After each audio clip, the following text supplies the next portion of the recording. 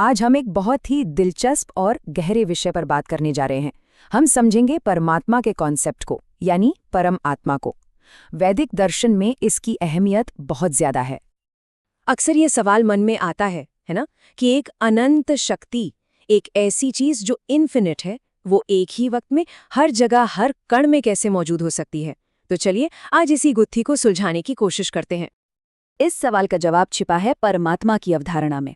परमात्मा यानी परमात्मा, जो हर चीज के अंदर और हर जगह मौजूद है। और वो ऐसा कैसे करते हैं? खुद को अलग अलग तरीकों से प्रकट करके, ताकि वो इस पूरी सृष्टि में, इस पूरी असलियत में समा सके।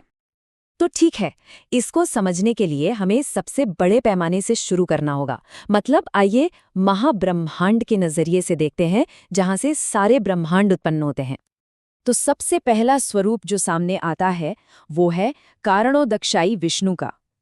ये परमात्मा का वो रूप है जो पूरे महाब्रह्मांड को, यानी समस्त अस्तित्व को अंदर से नियंत्रित करते हैं। यही है सारी सृष्टि का आदि स्रोत। सोच कर देखिए, कारणोदक्षाई विष्णु सिर्फ एक नजर डालते हैं अव्यक्त प्रकृति पर, और उसी एक नजर से एक नया ब्रह्मांडीय चक्र शुरू हो जाता है। वो प्रकृति को सारे जीवों और उनके पिछले कर्मों से भर देते हैं। बस एक दृष्टि से सब कुछ गति में आ जाता है। और ये जो सृष्टि है, इसका पैमाना, इसका स्केल सोचा भी नहीं जा सकता। ये असीम है, अनलिमिटेड। यहाँ पर जो कल्पना है ना, वो तो दिमाग चकरा देने वाली है।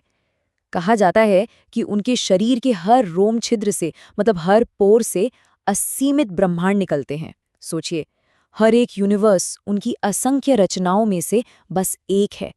कितना विशाल कॉन्सेप्ट है ये। तो चलिए अब उन असीमित ब्रह्मांडों में से किसी एक के अंदर चलते हैं। एक अकेले ब्रह्मांड यानी मैक्रोकॉस्म को देखते हैं।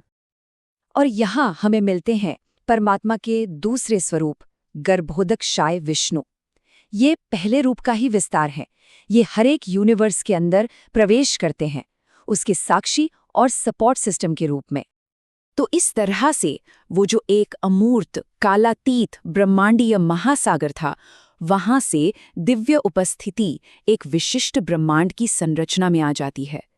यही स्वरूप हर यूनिवर्स को उसका अपना खास ढांचा और उसको चलने के लिए जरूरी चीजें यानी जीविका देता है।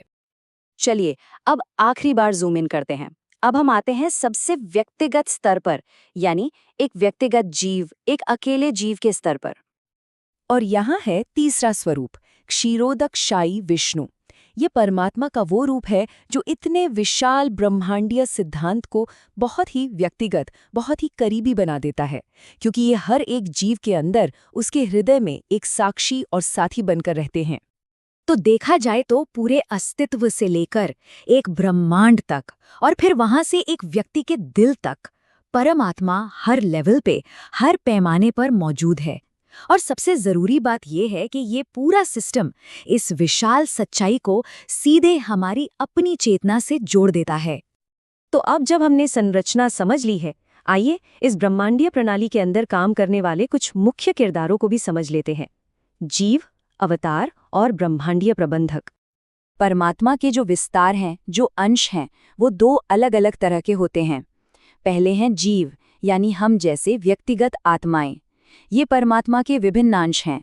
इनकी शक्ति सीमित होती है और ये माया के प्रभाव में आ सकते हैं। और दूसरे हैं अवतार। ये स्वांश यानी पूर्ण विस्तार हैं। इनके पास दिव्य शक्तियां होती हैं और ये कभी माया से प्रभावित नहीं होते, भले ही वो उसके बीच में ही क्यों न हो। अब हर यूनिवर्स के अंदर सृष्टि को मैनेज करने के लिए तीन मूल शक्तियां काम करती हैं। इन्हें गुण कहते हैं। सत्व यानी अच्छाई, रजस यानी जुनून और गतिविधि, और तमस यानी जड़ता या अंधकार। और इन तीनों गुणों को नियंत्रित करने के लिए कुछ खास अवतार हैं। इन्हें गुणावतार कहा जाता है।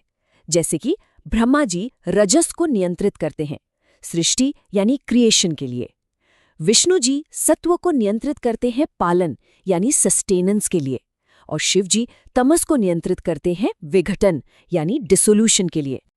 ये जो हमारी हिंदू त्रिमूर्ति हैं, ब्रह्मा, विष्णु, महेश, उनकी भूमिकाओं और रिश्तों को शास्त्रों में बड़ी खूबसूरत उपमाओं से समझाया गया है। जैसे ब्रह्मा को एक सूर्यमणि की तरह बताया गया है, जो सूरज की रोशनी को दर्शाती है। विष्णु को खुद सूरज बताया गया है, और शिव को दूध से बने दही की तरह, जो दूध से अलग है पर उसी से बना है। हालांकि तीनों ही बहुत शक्तिशाली ब्रह्मांडीय नियामक हैं, लेकिन भागवत पुराण के अनुसार सिर्फ विष्णु ही हैं जो एक बद्ध जीव को, यानी माया में फंसे हुए जीव को, इस बंधन से मुक्त कर सकते हैं। तो उन्हें मुक्ति का अंतिम दाता माना गया है। तो चलिए अब एक बार फिर से जूम आउट करते हैं और पूरी तस्वीर को एक साथ देखते हैं। तो इस सबसे हमें क्या समझ आता है? यही कि सब कुछ एक दूसरे से जुड़ा हुआ है। ब्रह्मांडीय महासागर से लेकर एक व्यक्ति की आत्मा तक, सब कुछ एक ही स्रोत से निकली हुई चेतना का ब्रह्मांड है। मतलब असलियत एक ऐसी आपस में जुड़ी हुई प्रणाली है जहां अनंत सीमित के अंदर मौजूद है। और आखिर में ये हमें एक सवाल के साथ छोड़ जाता है जिस पर सोचना जरूरी है। अगर ये पूरा ब्रह्मांड, ये पूरा कॉस्मॉस चेतना का ही एक रूप है, तो फिर हमारी अपनी चेतना क्या है? उसका इस विशाल चित्र में क्या स्थान है?